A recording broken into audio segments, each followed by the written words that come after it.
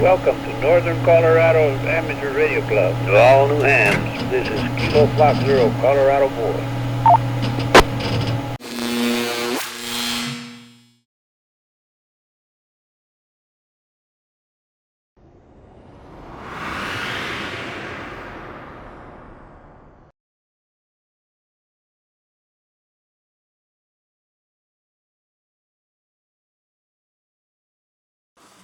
I'm Bob Schmid, WA9FBO.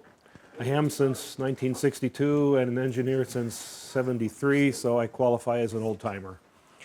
But I've been playing around with repeaters for a very long time, having gotten involved in college. So we're going to talk about repeaters and what they are and how they work, and basically throw a bunch of words at you so that you'll know what we're talking about when the rest of us are making trips to the site or working on the repeaters or doing something like that. Yep, we got more coming? All right. Got one more. Come on in.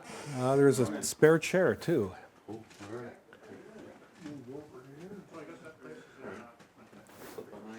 Okay, let's see. First of all, I brought some slides that depict other clubs, and notice they have the word repeater in their name. There's a lot of clubs built around repeaters. This club does not have the word repeater in its name, but we are basically here to support many repeaters and a linked system. But just to give you an idea, this is one that I belonged to years ago when I was living in Milwaukee. Here's another repeater club. Here's another repeater club. There are lots of clubs whose sole aim is to maintain that system.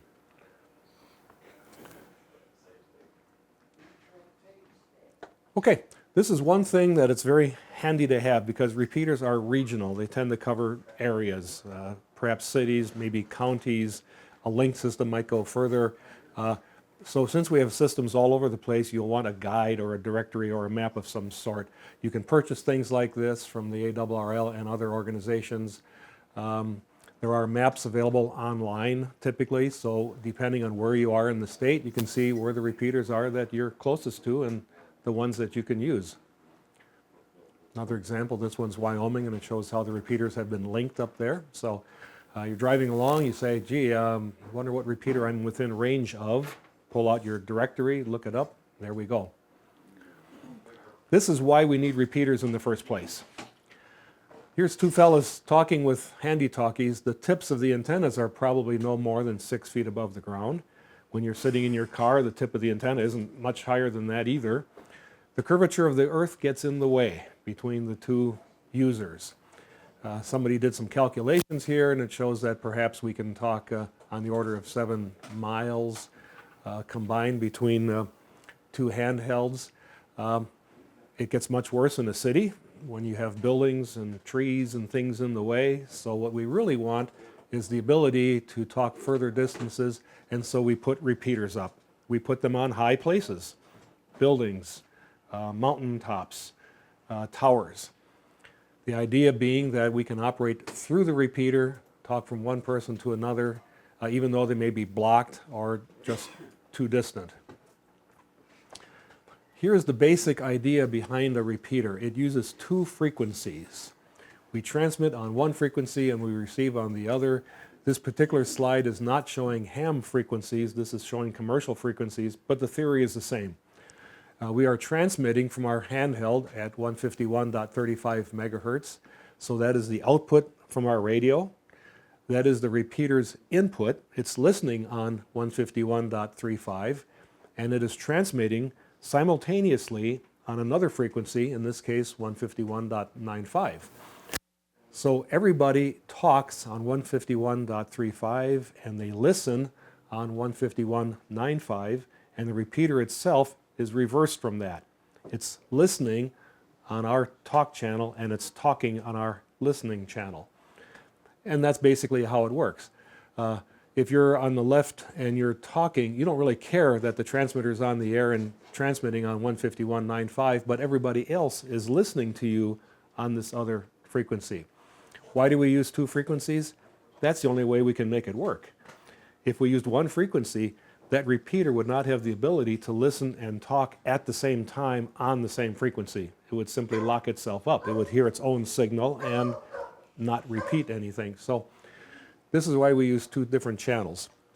This is called full duplex operation, and those two frequencies are sometimes referred to as a pair.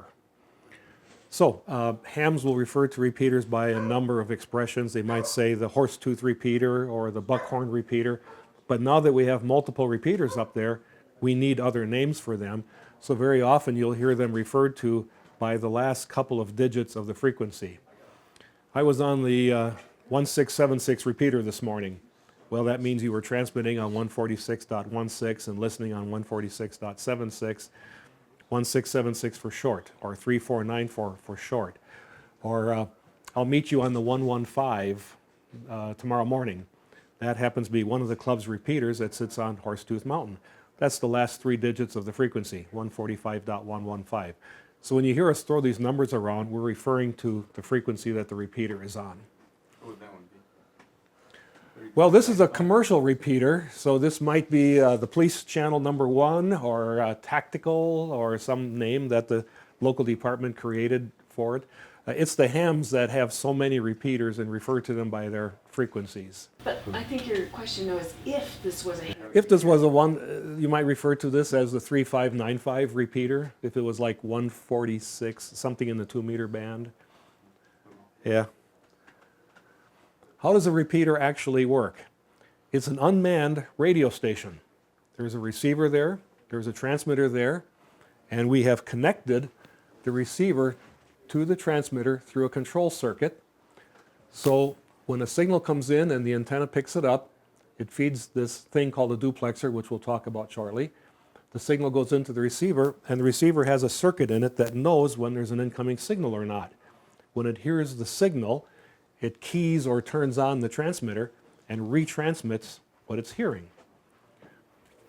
That signal inside the receiver is called COR, Carrier Operated Relay, or perhaps COS, Carrier Operated Switch. So if you hear us talking about that term, that's the circuit inside the receiver that's listening for an incoming signal. And when it's not hearing a signal, that transmitter is silent. So if you tune across a repeater channel and there's nothing there, that just means nobody's talking at the moment. If somebody keys up their radio, transmits, the repeater receiver will hear that signal, key its transmitter, and now we're on the air. Okay, what about that controller box down there? Well, we have a number of things that we have to do on a repeater. One of them is identify it. It is a transmitter. It has an FCC license. In our case, it has the club call sign, the club license. What's going to send that identification? You can ask your club members to identify it for you. This is WA9FBO through the W0 UPS repeater. Well, that's kind of cumbersome. So we have circuits inside that controller that automatically send identification. That's why when you key up certain club repeaters, you may hear a voice, W0XYZ, or it'll send it in Morse code. We tend to lower the level of the Morse code so that it doesn't intrude on the conversation so much, but perhaps we have an announcement to make. So the controllers have the ability to generate voice, and they will announce a club meeting or dues or something like that. And we try to send that message when nobody's using the repeater, perhaps at the end of a conversation, or maybe when you first press the mic button and identify yourself. Repeater comes up with a little commercial mentioning the club or its frequency or who knows what. Then as the conversation goes on, we tend to throw in the Morse code identification here and there. We're required to put it in every 10 minutes, but it may occur sooner if there's a break in the conversation. We want to make it polite so that it doesn't interfere with your conversation. That's one function that the controller has, identification. Another function is timeout timer. If somebody sits on the microphone and transmits for 3 hours, we really don't want the transmitter to be up at our repeater broadcasting nothing for 3 hours. So there's a timer in that controller, and it says you've had 3 minutes or 5 minutes or whatever it's been set to. We kill the transmitter. So we won't be transmitting forever if an incoming signal is there from noise, interference, inadvertent keying. Somebody sets a book on the radio and doesn't notice that it's pushing the mic button and the thing stays on the air. So we have a, timer on it. What else? In the old days when repeaters were made out of tube type radios, we didn't want the transmitter to keep going up and down as noise or a quick kerchunk of the mic button would come along. So we put a delay on the transmitter such that once you bring it up and you're finished talking and let go of the mic button, the transmitter stays up for a while. That's because it's very possible that somebody else will come along and talk right after you, and we want the transmitter to just stay up. If it's a big conversation, there's half a dozen guys talking, they're sending it from one to another. Okay, your turn, Charlie, and then he talks for a while. The transmitter may never drop. It stays up, which saves tubes and saves relays. Well, today our transmitters are solid state. We really don't have that issue so much. We let the transmitters drop, but that little time delay at the end of your transmission is usually called a hang time or a courtesy time or something like that. We want people to release the mic button and pause a second before the next person transmits so that we allow time for somebody to sneak in. There may be an emergency going on, and consequently we maintain this little delay.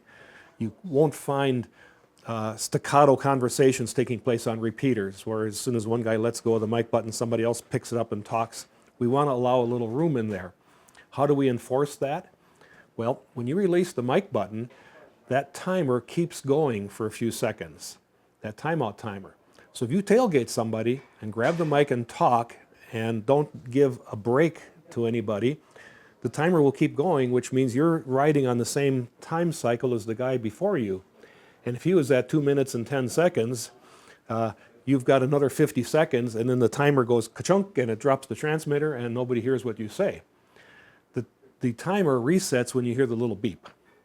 And that's why these repeaters have beeps.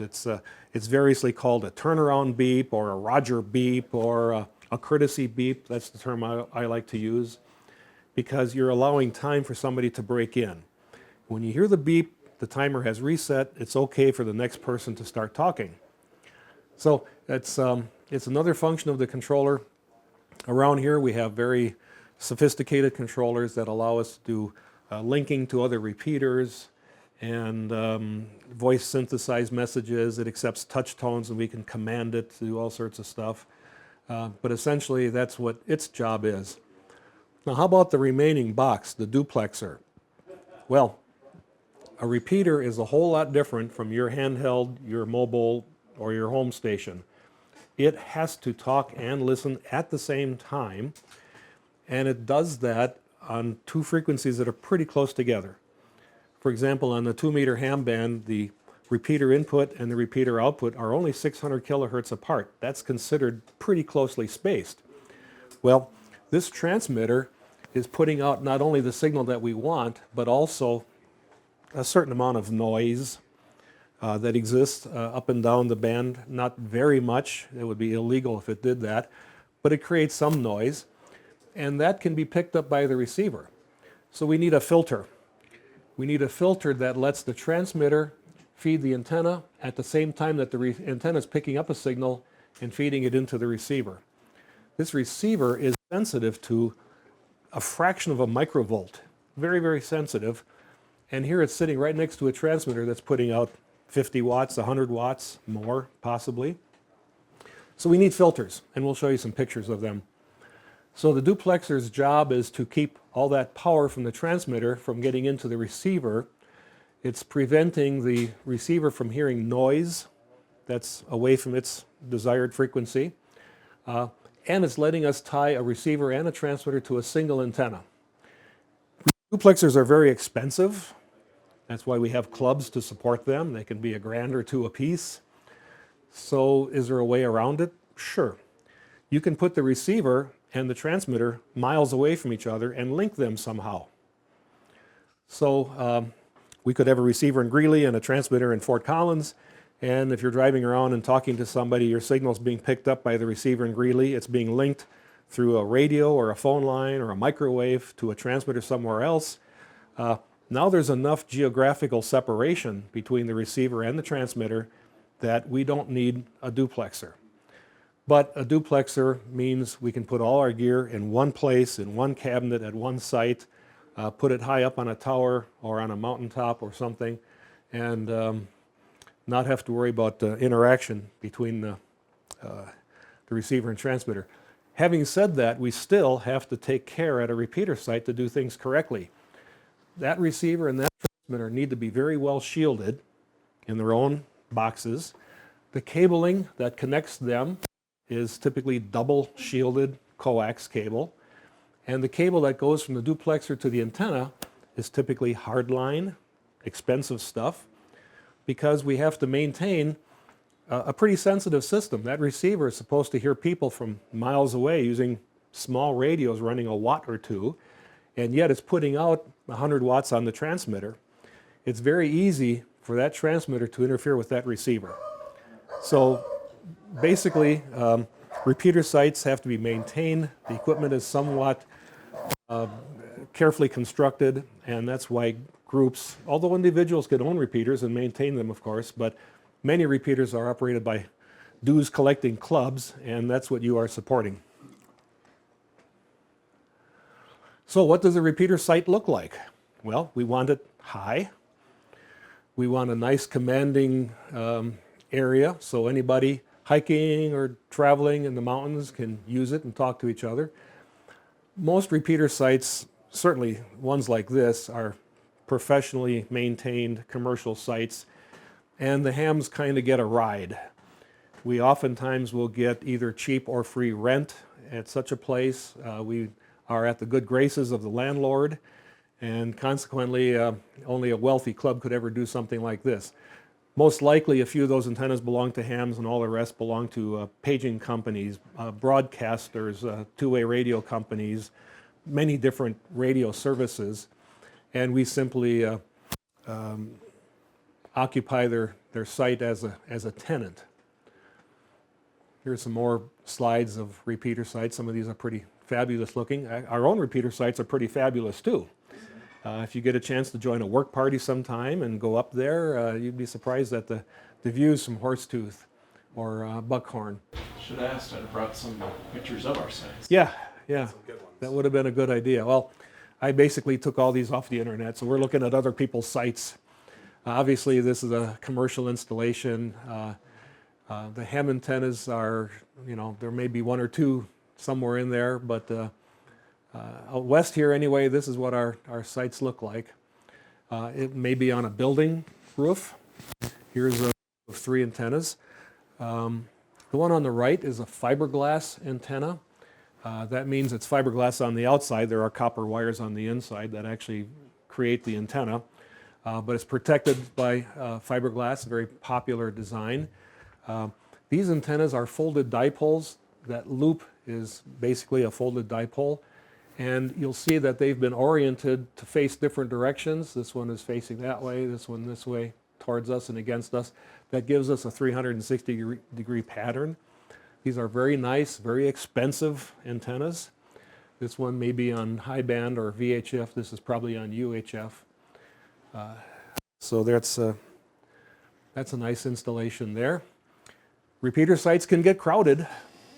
I mean, you're talking a mountaintop. Everybody wants to be there.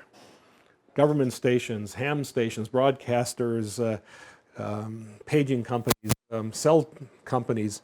You can see microwave dishes here.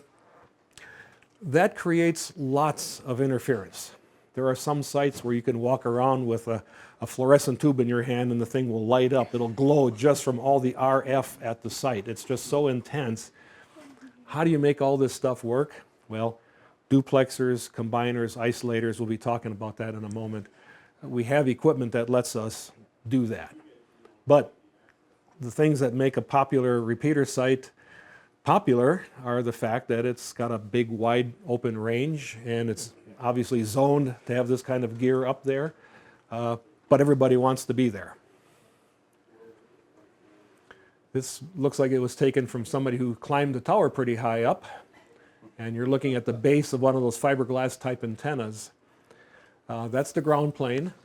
Those 3 radials sticking out of the bottom make the antenna think it's sitting right above ground, even though it's hundreds of feet up. Oop. Couple of guys with an antenna on a building. That's a folded dipole type antenna right there. We can have solar powered repeaters. This is a portable repeater that somebody built for probably emergencies, parades, disasters, who knows what. Put all the stuff in an ammo can, put a solar cell on it, then you've got a nice low powered repeater. It's probably a UHF repeater because I don't see a big duplexer sitting there. It's probably got a small one. We'll show you that in a moment. Here's a slide from Italy, obviously a solar powered repeater site way up high somewhere. And incidentally, our guys have to handle that kind of terrain too, right? In the wintertime, getting up to Horsetooth is not trivial. There are repeater sites around the country where the club will have a contract with somebody who has a snowcat, so that if there's a problem at the repeater site, somebody has to go up there, work on things, the guy will take you up there. The storms or winter tends to begin in the west and move across the country west to east, and we'll hear that places in Oregon or Washington will end up with snow several feet deep, burying the building that the repeater is in, and that'll start early in the season and move across the country. So sometimes you have to dig down to get into the building where the repeater is at. Which is why we've put a lot of effort into remote controlling all of our repeater sites. So what does the repeater itself look like? Well, here's a couple fancy new ones. Here's one from Yaesu. This is a digital as well as analog FM repeater. I jumped over one. Here's another digital repeater made by the ICOM people. A lot of ham clubs will take a commercial repeater and modify it and put it on their own frequencies. Here's a portable one that somebody built into a backpack. It's got a little vertical gain antenna with a couple radials there. So hike up to the mountaintop and hook everything up and hook up your batteries, and you've got a repeater for emergencies. This thing wants to jump a little bit. This is a duplexer. We talked about that mysterious thing that lets the antenna talk to both the receiver and the transmitter at the same time. This is referred to as a 4-cavity duplexer. Those are filters. They're basically empty, but there is a metal plate that goes up and down with that black tuning knob that you turn. These things are built out of special materials, environmental, that basically maintains its dimensions independent of the temperature. After all, repeater site is going to be hot in the summer, cold in the winter perhaps, unless it's got a nice heating arrangement there. You don't want the duplexers changing their dimensions at all because that changes their tuning. And the duplexer is tuned for the receiver frequency and the transmitter frequency, and that's how it keeps them separated and filtered. I think I jumped over one. No, guess not. Okay. Here's a big one with the covers removed. This is obviously a very low frequency duplexer because of its size, but you can see what's going on here. As you adjust the tuning knobs on top, you're adjusting the dimensions of the cavity basically. Another shot of a 4-cavity duplexer. Here's a small one that goes in a car. It's a mobile duplexer. Now why would you ever do that? Well, you can have a full duplex radio in your car. In other words, a radio that you talk and listen at the same time, essentially a telephone. Do you remember the old days of the first, well, they weren't cell phones really, the first radio telephones that people had in their car? You only had like 6 channels in the whole country. You couldn't have very many people making phone calls at the same time. But you needed things like this, and this allows you to talk and listen at the same time from your car because it performs the same function as the duplexer does at the repeater site. It allows the receiver and the transmitter to share an antenna. And they're relatively inexpensive, so if you have a low-powered repeater on a mountaintop, you can use a mobile duplexer. They tend to not be as good as a big one for separating the signals. When you say relatively, what are the prices? These things can be purchased at Hamfest for $100.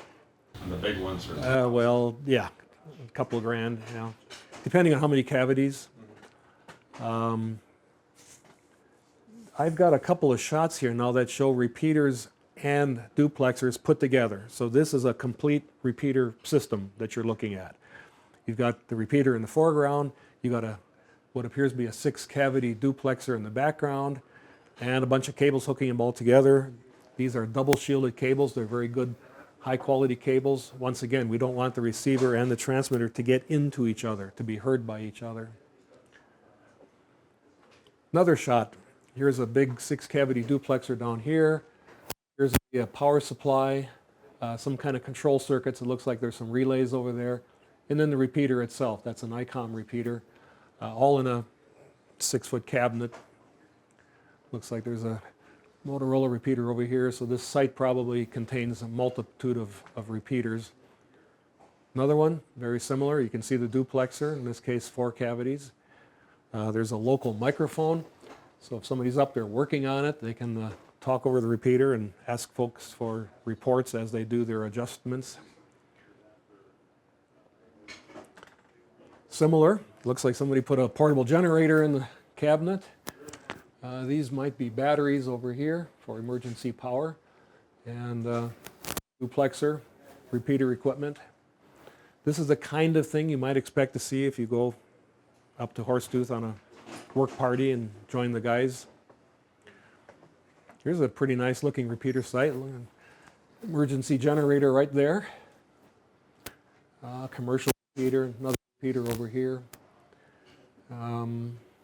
This big panel over here is made out of copper. That's for lightning protection. We'll show you another picture of that. Here's some big duplexers. The lower the frequency, the bigger the duplexer is, the higher the volume it is. So this is probably a 6 meter, and this may even be a 10 meter over here. And a whole rack full of radios and repeater equipment. Obviously it takes room. It's you want to have it in a building that is somewhat temperature controlled if you can get it. And since everybody wants the same thing, we raise dues and we pay rent. Okay, here's another repeater. This is a controller made by SCOM, which is my company. Had to throw that in. Kenwood repeater. This is a big power amplifier up here. Another repeater. This copper panel over here is acting as a grounding point. You can see the coax cables coming in from the roof, presumably, or the tower, the antenna, go into lightning arresters before they go into the duplexer. We've got a copper stranded wire going probably down to a ground rod, so we want to pick off whatever surges there might be before it gets into our expensive equipment. This is a combiner. It kind of looks like a duplexer, but it's got some additional stuff on it. And here's another picture. Why do we deal with such things? Well, that one slide that showed all those antennas crowded into one site, you can imagine the kind of interference problems you have, especially if they're on similar frequencies. So we tend to use things like this at crowded sites. What we can do is tie 4 repeaters to these 4 connectors and a single antenna to that connector. And what it will do is make sure that each repeater looks like it's got its own antenna, but in reality it's sharing an antenna. These sorts of things are demanded at very popular repeater sites that have a lot of equipment, because it cuts down on the number of antennas we have to put on the tower. And if we can do that, we can cut the wind loading on the tower and we can accommodate more people. This is a picture of hardline. It doesn't quite look like the coax that you have in your shack. Called hardline for obvious reasons. It's got a copper outside shield instead of the braided shield that we're used to seeing. It's got some poly foam dielectric, the insulator between the center conductor and the outside. And the center conductor is obviously a wider diameter, and it's not simple stranded wire. The purpose for using this stuff is it has much less loss. When you put a signal into one end of the cable, you get much more of it out 100 feet later than you would on simple RG8 coax, especially as you go up in frequency. The higher the frequency, the more loss you have. So this stuff may be $1 a foot, it may be more. This one is more. This is actually not something that you would find on a repeater. It's probably from a broadcast station, but I wanted to show you the construction. Obviously it's got a big center conductor. and a really big outer shield. And then there's this heliax wound plastic material which maintains the center conductor exactly in the center of the outside shield. This is called heliax, and that's a trademark. The advantage is that we don't have the whole thing filled with foam or plastic or something, which tends to introduce loss. Instead, we fill it with, well, air, or preferably nitrogen. We have tanks of the stuff down at the bottom of the tower, and we charge the cable with dry nitrogen, which under pressure will then keep out moisture. But the whole thing's got to be tight. It's got to be sealed well. We have to use special connectors, and there's a little connector that pokes into this cable and allows the nitrogen to go in there. Part of the site engineer's job is to check the pressure gauge on the nitrogen tank from time to time, make sure some hunter hasn't decided to put a hole in it, or the cable rather, and that there's no leaks for any reason, because if we get water in this stuff, we have severe problems. Here's a couple of different types of hardline cable. It is flexible, but it's not real flexible. So we run this stuff up the tower, and then we finish the job with double shielded standard coax cable to make that last bend to get into the equipment. But you're looking at dollars per foot on this stuff. We have a feature on most of our repeaters called CTCSS. That stands for Continuous Tone Controlled Squelch System. If we did not have CTCSS, then all it would take is a simple carrier to bring the repeater up. You push the mic button on your radio, that receiver COR circuit detects it, turns on the transmitter, and you are being rebroadcasted. Well, anything that comes along, noise, interference, signals from perhaps users many hundreds of miles away who are trying to get into their system, but they're inadvertently getting into your system because conditions are just right, will bring up the repeater, and it's a nuisance, especially if you're one of those people that sits and monitors all day. Perhaps you have the kind of job that allows you to have a monitor receiver nearby and you can listen to the repeater. You don't really want the thing talking just noise. So we have this tone system. These are the frequencies of the standard tones, and as you can see, they're rather low frequencies. We go from 67 hertz roughly to 250 hertz, and we refer to those as sub-audible, even though in fact you would hear them. 67 hertz you would hear very easily. It sounds like hum. If you touch the input of an amplifier and hear that buzz or that hum, that's about the frequency of that low tone there. We put this on the repeater because the repeater requires this tone. If it doesn't hear it, it won't key up. So that means your radio has to be capable of generating this tone, and all the new ones are. If you were to get a very old radio, a Regency from the very first days of crystal-controlled 2-meter radios, you would have to add a little board to the thing that would generate this tone, and you'd wire it up, and whenever you push the mic button, this tone is generated. The repeater hears the tone, it keys up. It also removes the tone because we really don't want to listen to it on the output. And when I say that they're sub-audible, I don't mean that they're sub-audible by humans. The repeater removes the tone, and that's why we call it sub-audible. We try to not retransmit it unless we have some reason for doing so. So the repeaters around here, I think, pretty much have standardized on 100.0 hertz. So if you buy a radio, set the frequencies into it, but don't turn on this tone, pushing the mic button does not bring up the repeater. You won't hear that little characteristic beep coming back. You'll just be talking on the input and the repeater will ignore you. You have to turn on the transmit tone of 100 hertz, and then things go through. CTCSS is the professional generic word for what this is. Motorola has been offering this feature for many years under the trade name Private Line or PL. So many times you'll hear hams talk about turn your PL on, or I'm using a PL of 123 or PL this, PL that. If you were a GE type person, you refer to it as channel guard or CG.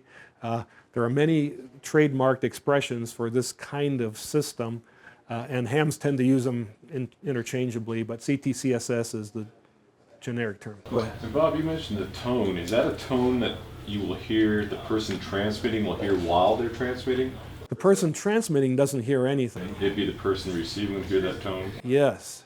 After all, when you push that mic button on your radio, your receiver is cut off. You're not hearing anything. You are transmitting. Now the repeater is hearing you, and the repeater is hearing that tone, and it's saying, yep, this guy is legit. Let's key up. And the repeater may or may not filter that tone. So somebody listening on the output of the repeater might hear that tone, or it might be reduced. The frequency response of a two-way radio is rather limited. It generally is considered to be 300 hertz to 3,300 or 3,500 hertz. In other words, it's the bandwidth of a voice. We tend to not want to transmit below 300 hertz because that's where you might hear 60 hertz or 120 hertz hum, might be picked up in the building you're in, fluorescent lights, whatnot. And we don't go above 3,500 hertz because that's the end of our channel. There's another repeater and another guy talking next to us, and another one and another one. We all exist on channels up and down the 2 meter band and the 450 band. So we can't be as wide as we want because we have to share, and we have neighbors. So to verify that you're transmitting on the repeaters picking up, you'd have to ask the person you're talking to verify that? If you key and you're not sending the right tone, when you unkey, you won't hear the repeater come back. You won't hear the little courtesy beep. You won't hear any acknowledgement. Nobody will hear you talking. That's one of the reasons that you might want to get one of those guidebooks or check our website. Yep. We've got the frequencies and the PL tones. There's also the repeater tail. Yeah, the squelch tail, all the little, the identifier. If you don't hear all that stuff coming back, you never got into the repeater, and it's ignoring you. But the website shows the frequencies and these tones for a number of area repeaters, and of course those guides that you can buy has that stuff for the whole country. The ARRL repeater directory is yay thick, and you can take it with you if you're driving cross country and check all the repeaters out as you drive and see who's where. There is also another scheme. Come on. Oh, did a timeout on me? Oh, by the way, again, we're introducing new words to you today. You may be hearing this term read. In the old days of two-way radio, that tone was generated and decoded by mechanical reeds. In other words, a tuning fork. When the correct tone came along, it would energize that tuning fork, which would vibrate, and after a while we would say, yep, there's a tone there. So we used these plug-in devices for a long time, and as you can see, the top one says 141.3 hertz, and the bottom one says 100.0 hertz. You had one of those plugged into the radio for just that one tone. Again, this is the commercial world, and the hams borrowed heavily from the commercial world when we started building repeaters. But if you refer to somebody talking about a reed, which you won't probably much anymore since we're all deep into the solid state era, that's what they look like. And this one, Joe told me this wasn't going to come out, and he's right, it didn't. What I attempted to show here is a sine wave and something called reverse burst. I just wanted to bring up the word in case you hear it. Some repeaters have the ability to generate a PL tone to wake up your radio, and then just after the user releases the mic button, we would reverse the phase of that tone. So it would be a sine wave, and then suddenly it would change phase. And the purpose of that was to quiet your receiver quickly. The decoder in your receiver that's hearing that tone would suddenly go, whoa, that tone went away. Not only did it go away, but it changed phase, and that decoder shuts off real quick, and it's a way of removing that squelch tail, the psh, that you hear when somebody unkeys. On a radio equipped with CTCSS, it tends to be silent. There's none of that noise that you hear at the end of a transmission, which is why it was invented. Reverse burst was there to lower fatigue on dispatchers and folks that listen to radios for a living. And finally, we also have another system called digitally coded Squelch. And these are not tone frequencies, these are digital codes. Some radios use this stuff, it's becoming more popular these days. And if the repeater is equipped for DCS, then you need to be sending the correct code, which you would program into your radio, to bring that repeater up. Okay, so that's the end of my slides. How about some questions? That DCS, is that used locally? I don't believe, do we have DCS on any of our repeaters? I do not know of any DCS in this area. Yeah. We definitely don't use it on any of our repeaters. The issue with DCS is that you saw the CTCSS tones in a really big geographical area, a lot of repeaters, a lot of people, major city. They will run out of tones, and so the digital tone system was invented. It's simply a repeating code, ones and zeros, that repeat for as long as you push the mic button down, and the repeater is listening for that code series. And as long as it hears it, you're on the air. So it's another way of doing CTCSS, but more combinations. And do most modern equipment have that? Yeah, I'm going to say so. Kevin? I don't Yeah. know of a radio recently that doesn't. Mhm. Did you touch on receive Squelch on the receiving end of things? On setting it? Well, just what it does. Yeah, he did. Oh, okay. Well, just to go into it a little bit deeper, when two-way radios first came out, they did not have so-called Squelch circuits. And the operators sat there listening to all the time. This was annoying, especially in World War II, which is about when this was invented, because you would be in front of a radio that was hissing at you all day long, and you were waiting for somebody to say something. When their voice comes along, it gets rid of that hiss. The hiss disappears, and all you hear is the person's voice. But when they're talking, the hiss comes back. It's noise, and it's just the way the system works. So I believe Motorola was the inventor of the noise-operated Squelch. Basically, they look at the audio with a special circuit, and they say, if there's a lot of high-frequency content there, it's probably noise. And if I'm hearing a lot of noise, I'm going to turn off, I'm going to squelch the audio. So there's a circuit in there that simply turns off the audio, and all you hear is silence. But when a voice comes along, that noise disappears. And since the squelch has gone away, the detector circuit says, no noise, there must be somebody talking. So that person now is heard because we turn on the audio, we let it flow into the speaker, and now folks can hear the person who's talking.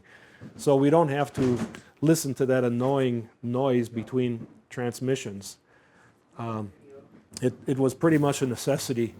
But it also brings up an interesting point. When you think about a channel that we occupy in the 2-meter band, we'll say, we mentioned before that the audio goes from 300 to 3,500 hertz, and that's kind of tailored within the radio. The radio is designed to not go lower than 300 and above 3,500. But what sits in that band?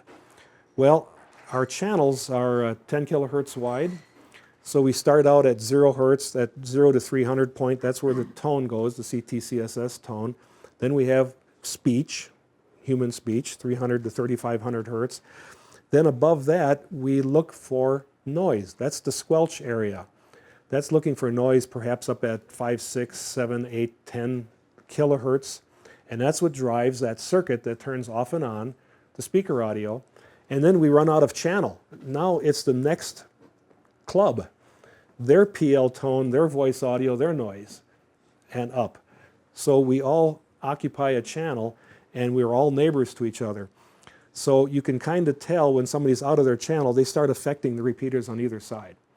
So we have to build equipment that basically follows good technical engineering. So when we're transmitting to the repeater and it's received, it's transmitting, repeating, coming back on a different frequency. Right. Is that automatically set up on the frequency, or we need that second receive tone or receive frequency When program? you say automatic, you mean your radio or the repeater? Our radio. So would I need to program my radio to have that receive? Most radios today simply ask you to turn on a bit that says you're on a repeater and you're not on a simplex channel, and it automatically sets the transmit frequency 600 kilohertz away. And on most radios, you can on the 450 band, it's 5 megahertz. Okay. You can turn that off if you don't want it to be there. Maybe there's some reason why you'd have a weird split, a weird channel pair. So you can override that and pick your receive and your transmit frequency. Kevin? Sometimes you'll hear the term plus offset or minus Yes. offset. I was gonna say, is that what that is? That is what that is. Okay. yes. It's And- whether the and- transmit is above or below the receive. And Okay. most radios will show, that offset frequency, but in the settings, you might be able to choose minus or plus. And that's what that's about. Okay. Most of Plus the or radios and most of the software these days can figure out which direction it should be. It is, in my experience, in the 80-90% correct range. So occasionally you might have to override that, and the software might say plus when it's really minus. And there are not technical reasons for this, it's a gentleman's agreement. We have standards throughout the country, and the standards were set many years ago.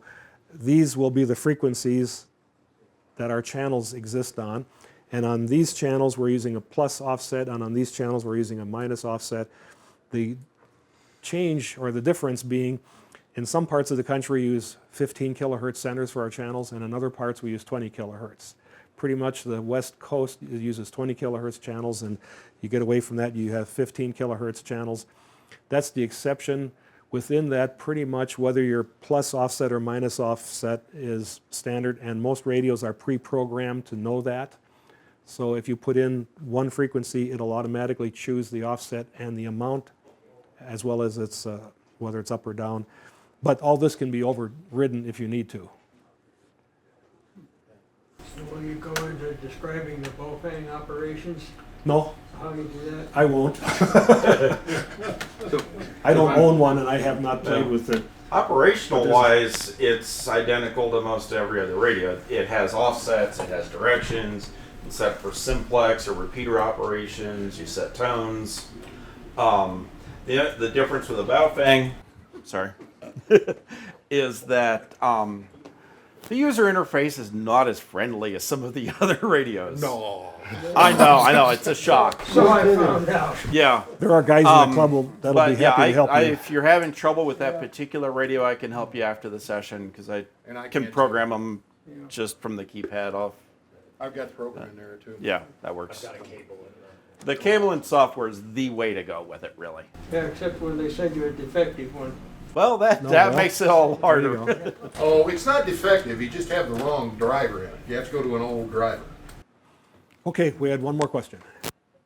On a particular repeater, the offset will not change. It will always be a certain number. Correct. Why then, on this radio, do I need to set it? Why doesn't the radio identify the offset automatically? It's pre-programmed to expect a certain offset that you can override. But it's gentleman's agreement. Pretty much if you're on 146.16, you will transmit there and listen 600 kilohertz higher. Okay, And that's I understand That's that. pretty much what we all want to do. But what I'm saying is, when I program in the initial frequency, why doesn't it recognize the offset automatically? And Well, you have to tell it that you're talking to a repeater rather than simplex. Well, on the Baofeng, you also have to tell it whether it's plus or minus. Yeah. And that's one of the features that, I'll get into later, where, the better radios have better programming, more memory, more smarts in them. And some of them will say, oh, hey, this is in the repeater range, and the gentleman's agreement says this is a plus offset. And it'll do that for you. The Baofengs, they're on the lower end, they're stupid, but they're cheap. And I'll just add one comment. It is not a trivial thing to change a repeater. Now, the latest repeaters that are out there are synthesized. We can just walk up to the repeater and move its frequencies around, but we have to coordinate. There's other repeaters that we might be interfering with. We have to have our own frequency. We will have to set the frequency, and if we move the repeater very far, we will have to retune the duplexer, and we might even have to change the antenna. So changing a repeater's frequency is not trivial. We tend to build them and leave them. And everybody knows the frequency, everybody knows the CTCSS tone, and you program your radio and you leave the repeater alone.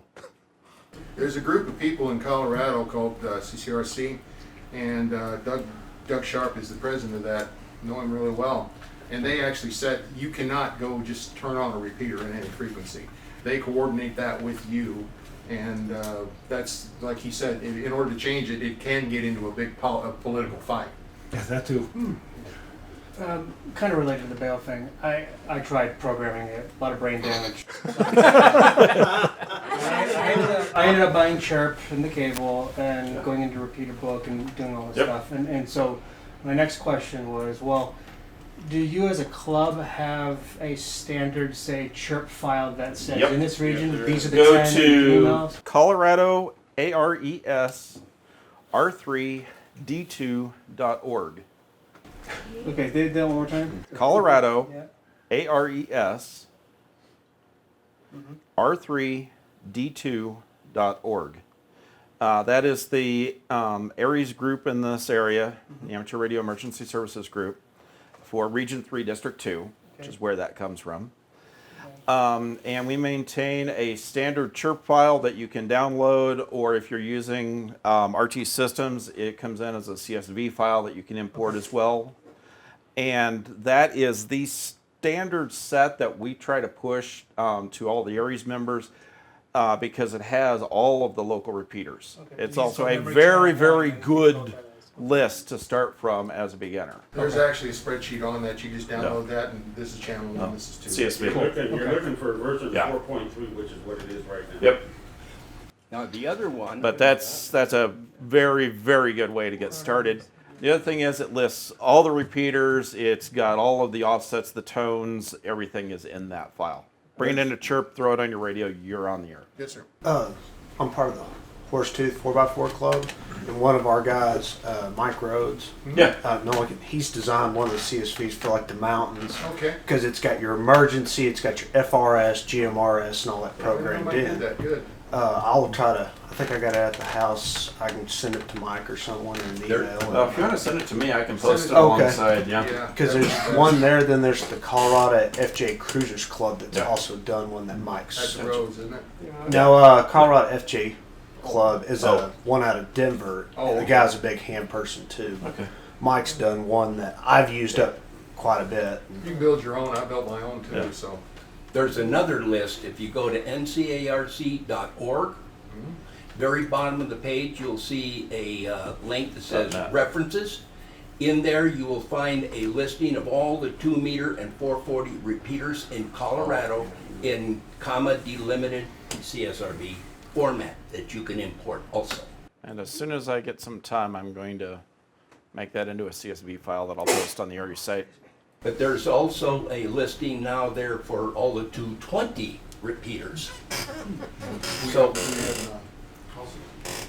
okay, but the CSV file, the .csv, that's what Chirp would use. Is that correct? Yeah, okay. that is correct. And how do you get Chirp to download? So far, I've been. You save the file to your I computer. haven't been able to get it to even talk to the radio. Well, Are you trying to talk between the computer and the radio, or just download the program from the internet? Download the program. Really? Oh, Maybe we need to have a Baofeng class. Yeah. I mean, we could talk Baofeng this afternoon. I've done tons of it, and a lot of us have. Yeah, we have we're good to go. If you guys want after the session to chat Baofengs, we're good to go on that too. So my guess is with you, not if married. you're trying to get to the radio and you got the wrong cord, it's not the wrong cord, it's the wrong driver. Baofeng did it's the wrong cable. Well, it's the wrong cable, but who wants to pay $20? Pay $2 and then just go to the left. I'll mention now with the Windows 10 has the ability now to turn off chips and reset some manufacturers' schemes inside the chips. So if you put a a generic faked. Dave, can you hold that for 1 minute and let me bring these guys up to speed? What it is the Chinese backward engineered the FTDI chip. which is the chip that sits in that cable that goes from USB to serial. And that serial then talks to your radio. Now, they counterfeited this thing and they are pushing these cables out there. These are the $2 cables rather than the $10, $20, $15 cables that are out there. And they have a counterfeit chip in them.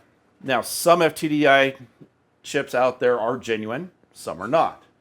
And what Dave is mentioning is that Windows has taken steps in the past, and it sounds like now in 10, that if it finds a counterfeit chip, it can go in and rewrite the ID on that chip and disable that thing entirely, which is, of course, making a lot of friends.